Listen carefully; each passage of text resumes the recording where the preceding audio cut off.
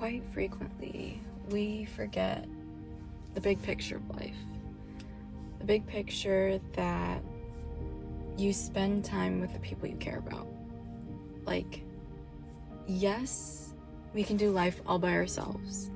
Yes, we don't need to have other people. And yes, doing things by yourself is totally fine. And at the same time, I think there's a larger aspect of being a part of a community, doing things that you love with the people that you love, making new memories, and sharing new experiences. Because, don't get me wrong, I love doing things by myself. I could do so many things by myself,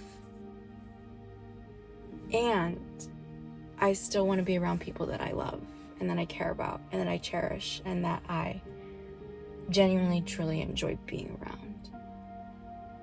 Because we as people very, very often forget that we are creatures of community. We might, I don't know, doesn't really matter at this point, but like our closest relatives, monkeys, are all the time with other people and or like other monkeys, and it's just like, I feel like that is the same within us, that we don't necessarily need to have people, but it's like you get to enjoy life in such a bigger way. You get to bring an experience and share those memories with those people.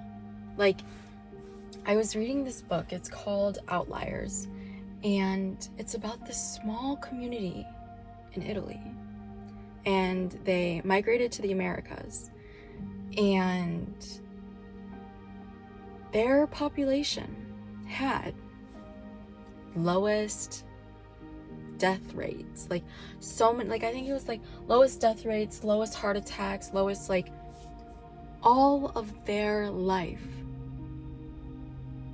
healthcare, or like health medical care, like their health problems weren't existent. They didn't eat better, they still smoked, their diet was not good. Like it on paper looked like they could have the same probability of dying as anybody else in their area. And the thing that was the outlier to that community was their community. Each person had a place, each person had a role, a vital role within their community, and that feeling of purpose, that feeling of involvement, that attachment, that sense of home was assumingly the cause of their good health. That having that love, having that safety was able to bring their longevity. And I just say this coming from the fact that like I'm so blessed and fortunate that my parents were able to like come to town and like hang out with me for the weekend because I had a long weekend. And so we went to this like zoo place, and then we went to this like boat experience with like dolphins and all these really cool places. And it was just like a reminder to me that like the people that I'm with, it literally doesn't matter what we do as long as we're together type of thing.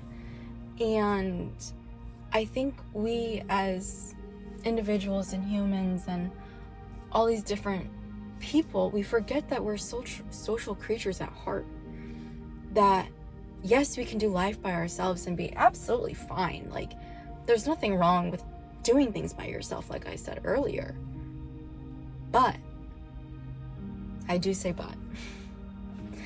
but to actually live a life that we, I think, feel that is meaningful and true and honest and actually the fullest aspect of life, I think that's where we share things with people, and that's when we are able to experience common things together, share memories, build new connections, and build all these new pathways in our brain. Because I think when we are stagnant, we just are here. We're just beings. We just are simply doing. And I think when it comes down to it, that when we can actually have a life that like we enjoy and that we can be with other people in community. I'll say it 100 times. Like, community, I feel like, is so important because you get a sense of belonging, that you are a part of a group. Like, you cannot tell me if you were a part of an out group, if you were considered an in-group or an out-group, and you were considered that out-group, that you didn't feel right, that you didn't feel like you belonged, and that you felt like you were always on edge. You cannot tell me that you did not feel like that, because we've all had that experience. And so when we can finally be that in-group, that's when we can let our guard down. That's when our stress decreases. That's when all these pieces fall into place. And it's like, I will say it, and I am definitely a part of it as well. And I do think our technology has kind of deviated us away from that natural, normal human connection, because we can just do it through our phone and we don't have to have that face-to-face interaction because it's substituted through our phones. I'll say it. And I'm very guilty of it too. And I think it's a skill that we can all practice. We don't necessarily have to find our community right away. We don't have to find our community just like this. But it's like, if we can do small things of just simply having eye-to-eye contact, like physical handshakes, like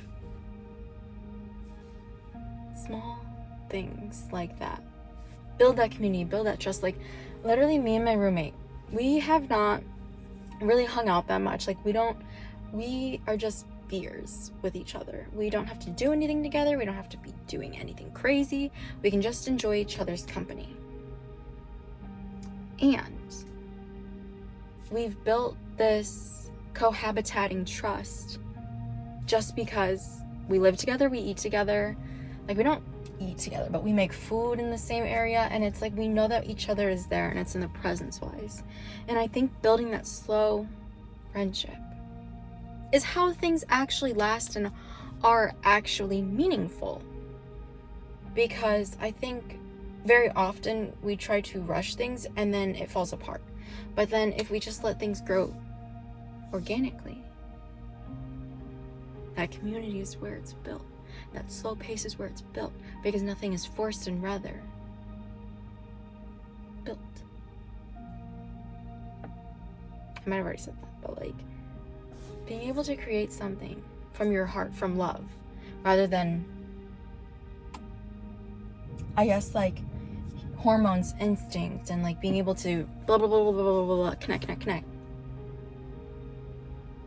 It's where you can have that slow pace, that safety, that actual sense of community. So I want to leave you with this. Family does not need to be blood.